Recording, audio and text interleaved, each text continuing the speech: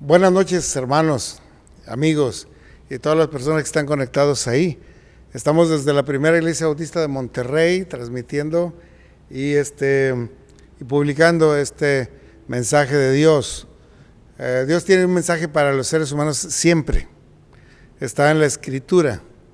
No todos la leen, no todos ponemos atención, pero hoy es muy importante porque estamos tratando el tema de la idolatría, que es un pecado muy generalizado, que ha estado presente desde los orígenes del hombre, en todas las culturas, en todas las latitudes, en todas las lenguas, en todas las naciones.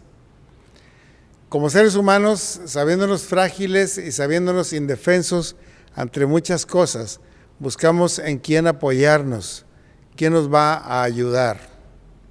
Y por eso esa necesidad que tenemos de apoyo, de protección, que realmente solamente Dios nos puede dar y que Dios nos da, al no conocer a Dios, al no reconocer al Dios verdadero, el ser humano se inclina ante otras deidades, por supuesto deidades falsas, falsos dioses, ídolos.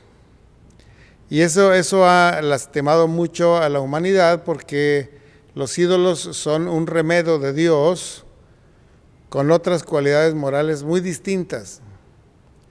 Generalmente se atribuye a los ídolos ira, violencia, castigo, y los pueblos más primitivos daban ofrendas para aplacar la ira de los dioses. Y podían sacrificar a niños chiquitos, y podían sacrificar a muchachas, doncellas, o podían sacrificar a soldados que habían sido tomados presos, sacrificios humanos. Y todo esto es abominación delante de Dios, porque un ser humano no debe ser sacrificado ante un Dios, y menos ante un Dios falso. El Señor no pide que nos sacrifiquemos así por Él, y mucho menos a nuestros hijos, y la idea que tenía la gente era que los ídolos y los dioses eran irascibles, muy violentos, y que para aplacarlos habría que derramar sangre de alguien que tú quisieras mucho, ¿no? Así fue el dios abominable Moloch de los cananeos, en que los niños eran llevados bebés a sus manos que estaban encendidas en color rojo vivo, porque eran de metal y estaban encendidas de tal manera que el niño caía en esas manos y se derretía, y los niños eran arrojados vivos a las manos de Moloch. Y ya ustedes conocen otras formas de sacrificio que se han usado a través de la historia, hasta en nuestro país ocurrían los sacrificios humanos, pero todo es por desconocimiento de Dios. No se conoce al Dios verdadero, lo que Dios quiere y cuánto nos ama, sino que estamos imaginando que los ídolos son dioses y que están enojados con nosotros. Bueno, pues es más grave la idolatría cuando la comete el mismo pueblo de Dios. Si lo comete cualquier nación que está incomunicada, que no tiene cultura, que no tiene información, que no ha escuchado nunca la palabra de Dios, ya es grave. Ahora, si lo comete el pueblo de Dios, es gravísimo. Vamos a leer en Oseas 8 cómo Dios habla a través de este profeta para reprender a su pueblo Israel, que había caído en idolatría. Dice así Oseas 8, a partir del primer versículo hasta el 14, dice: pon a tu boca trompeta, como águila viene contra la casa de Jehová, porque traspasaron mi pacto y se rebelaron contra mi ley. A mí clamará Israel: Dios mío, te hemos conocido. Pero Israel desechó el bien, y enemigo lo perseguirá. Ellos establecieron reyes, pero no escogidos por mí. Constituyeron príncipes, pero yo no lo supe. De su plata y de su oro hicieron ídolos para sí, para ser ellos mismos destruidos. Tu becerro, Samaria, te hizo alejarte, te encendió mi enojo contra ellos, hasta que no pudieron alcanzar purificación. Porque de Israel es también y artífice lo hizo, y no es Dios, por lo que será desechado en pedazos el becerro de Samaria. Porque sembraron viento y torbellinos segarán, y no tendrán mies, ni su espiga hará harina, y si la hiciere, extraños la comerán. Devorado será Israel, y pronto será entre las naciones como una vasija que no se estima. Porque ellos subieron a Asiria, como asno montés por sí solo. Efraín con salario alquiló amantes. Aunque alguien entre las naciones ahora los juntare, y serán afligidos en poco de tiempo por la carga del rey y de los príncipes. Porque multiplicó Efraín altares para pecar. Tuvo altares para pecar. Le escribí las grandezas de mi ley y fueron tenidas por cosa extraña. En los sacrificios de mis ofrendas sacrificaron carne y comieron. No los quiso Jehová. Ahora se acordará de su iniquidad y castigará su pecado. Ellos volverán a Egipto. Olvidó pues Israel a su hacedor y edificó templos, y Judá multiplicó ciudades fortificadas, pero yo meteré fuego en sus ciudades, el cual consumirá sus palacios. Ese es el juicio que Dios emite contra Israel en las palabras de aquel Oseas. Fue en el tiempo cuando todavía no venía la destrucción de los asirios. Los asirios fueron aquellos que venían de Nínive, ¿se acuerdan? Un país muy violento, muy fuerte, que venía del norte y destruyó a casi todas las naciones y finalmente destruyó también a Israel, el pueblo del norte. Porque el pueblo del sur se llamaba Judá y no lo alcanzó a destruir Nínive y los asirios. Vamos a ver el contexto de cuando Oseas escribe esto.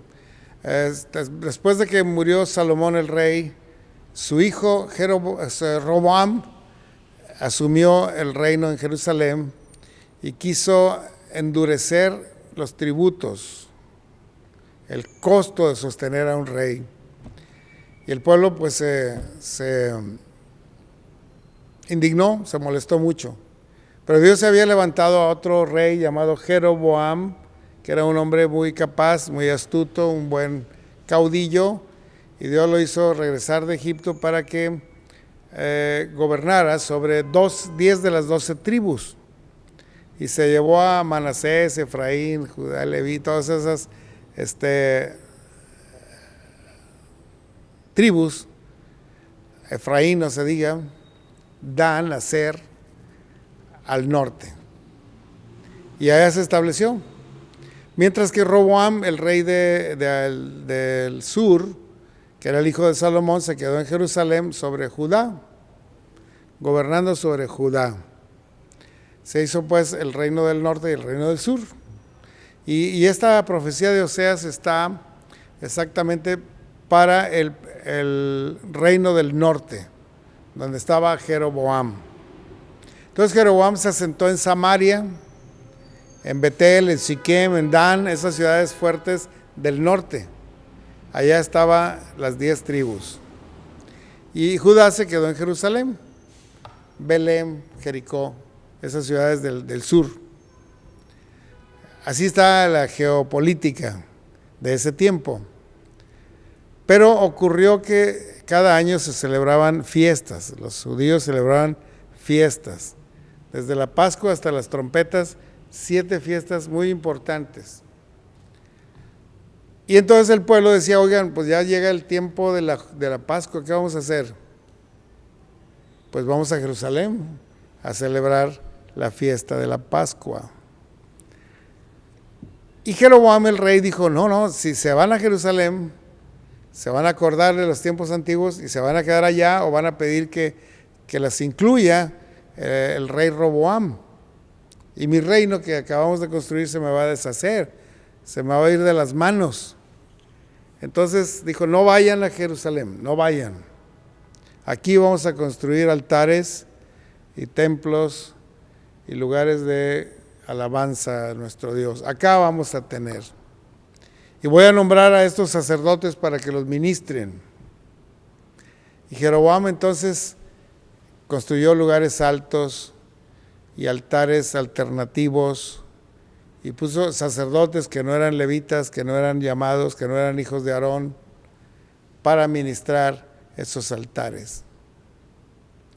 Y al principio parecía una estrategia política. Bueno, pues para que no vayan hasta Jerusalén, aquí tenemos otras capillas, otros templos, otros altares.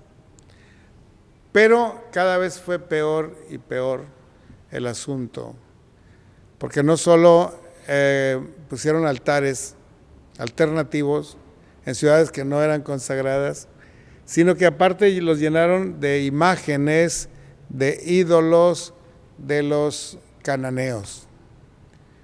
Figuras de acera, que eran como un tronco de árbol muy alto, ponían baales, astartes y otros de los ídolos abominables de los cananeos.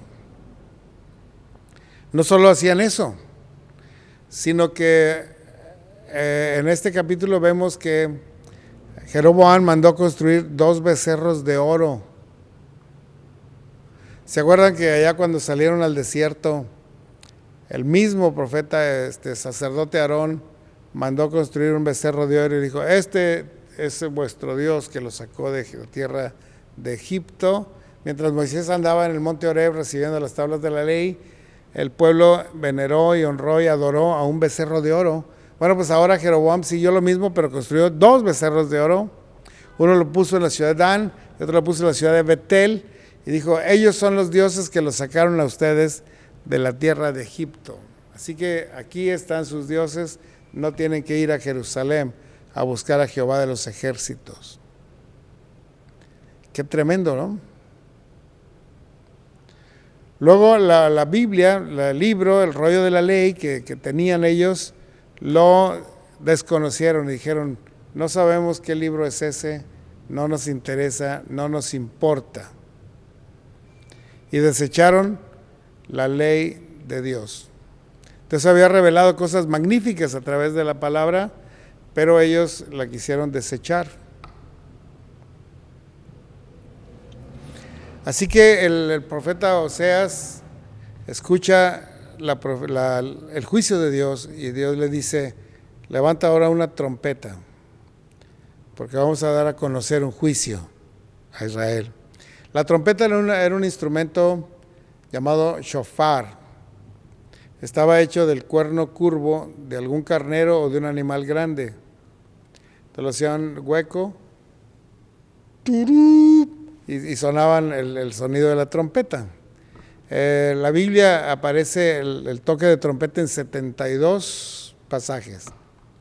Era el instrumento favorito de Dios para traer un mensaje al pueblo. Así que pon la trompeta y tócala, porque lo que voy a decir al pueblo es muy importante. Recordamos que se tocaron las trompetas cuando el Señor descendió en el monte Horeb para traer las leyes. También cuando se derribó el muro de Jericó, Dios usó las trompetas, ¿se acuerdan? Iban tocando trompetas y se cayó el muro.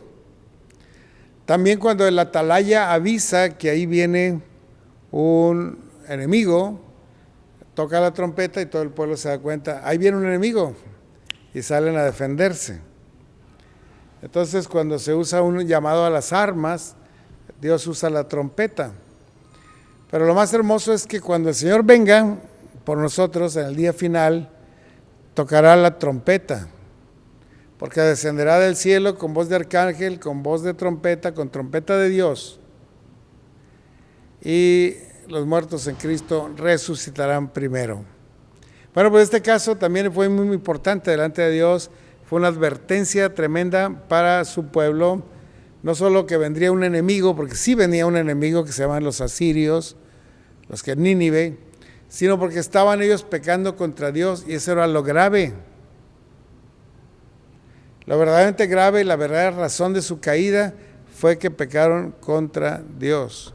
y menospreciaron su palabra. Como consecuencia, se fueron sobre los ídolos.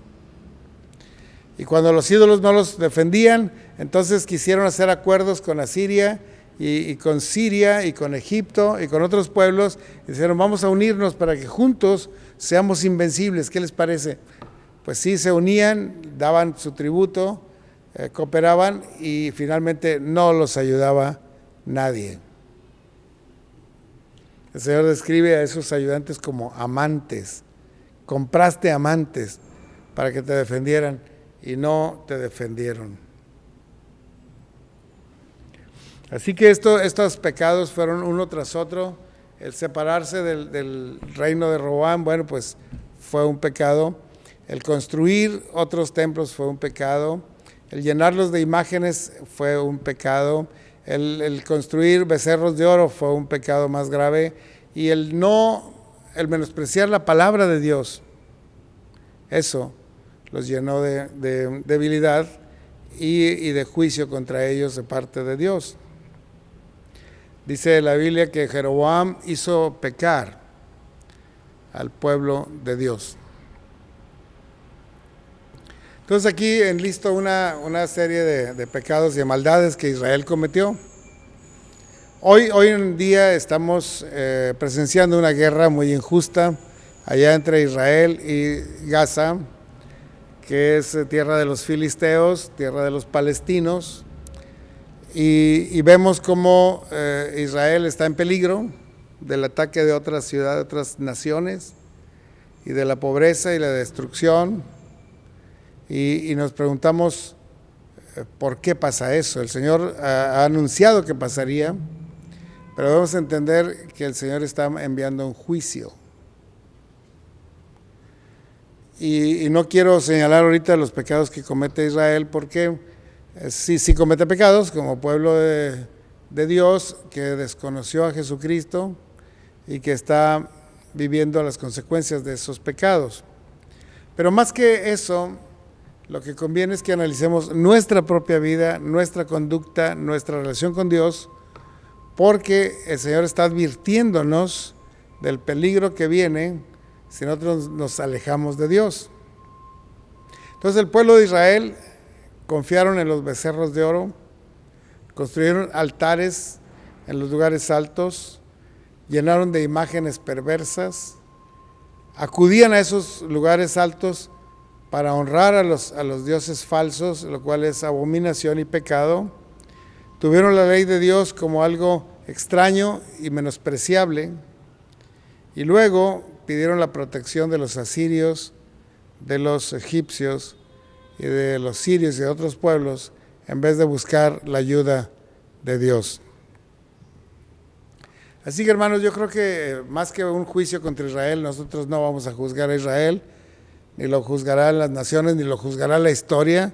A Israel lo juzgará Dios. Y Dios todavía tiene oportunidades.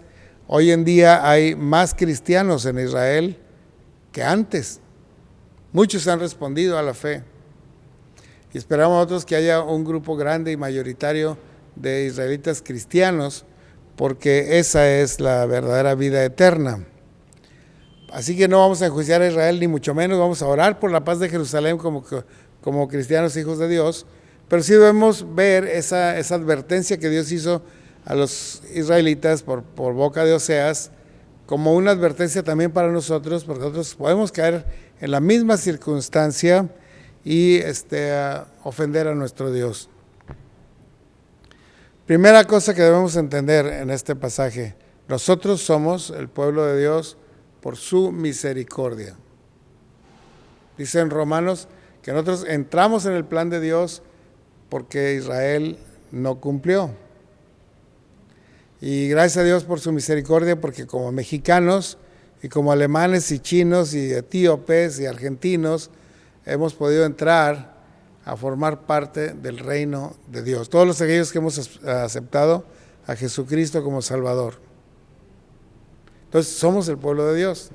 Bueno, y somos advertidos por la palabra de Dios para no incurrir en alguna de estas faltas que ya Israel ha cometido a lo largo de la historia. pero es una advertencia para nosotros. Primero es que debemos evitar confiar en toda clase de ídolos y de criaturas antes que en el Señor. Si tenemos una necesidad, una enfermedad, un deseo, un conflicto, a quien debemos acudir instantáneamente y siempre es a nuestro Dios, a su casa, por medio de su palabra, y confiar en Él y depender de Él y estar atentos. Fíjense que el día miércoles pasado vimos el Salmo 94 cuando el salmista clama y dice: oh Dios de las venganzas, líbrame, ayúdame, destruye a mis enemigos. Y considerábamos cómo este salmista estaba clamando por venganza y nos parecía duro. Dice: no, un cristiano no pide venganza, un cristiano siempre perdona. Ajá, sí, siempre perdonamos. Pues no es cierto, ni perdonamos, y sí nos duele que nos ataquen, sí nos duele y nos preocupa que nos persigan, sí, pero no oramos para pedir la protección de Dios y menos para que el Señor sea nuestro vengador. No oramos. Y esa es una falta. Sí estamos amenazados, sí va a haber persecución cada vez más intensa, sí va a haber nuevas ideologías que ponen en peligro a nuestros hijos, sí, pero debemos clamar al Señor, no a los becerros de oro, no a las imágenes de acera, no al gobierno federal, no a los americanos. No debemos clamar a seres, a criaturas, y menos a figuras hechas por las manos de los hombres.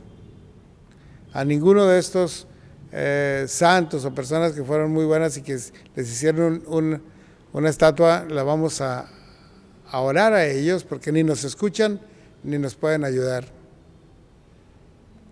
Es una abominación. Así que no debemos acudir a esas personas o a esos seres o a esos monos para pedir la ayuda que solamente nos la puede dar el Señor. Así que el Salmo 94 es un ejemplo de que sí debemos pedir, incluso cuando tenemos coraje, o cuando tenemos miedo, o cuando tenemos depresión, o cuando estamos enfermos, o cuando estamos amenazados. El lugar donde debemos ir es a la presencia de Dios y pedirle: Señor, líbrame. Solamente tú puedes hacerlo. Yo no puedo librarme a mí mismo. Pero tú eres mi roca y mi fortaleza y mi vengador. Ese tipo de oraciones ensalza a nuestro Dios, nos hace depender de Él, nos hace verdaderos cristianos.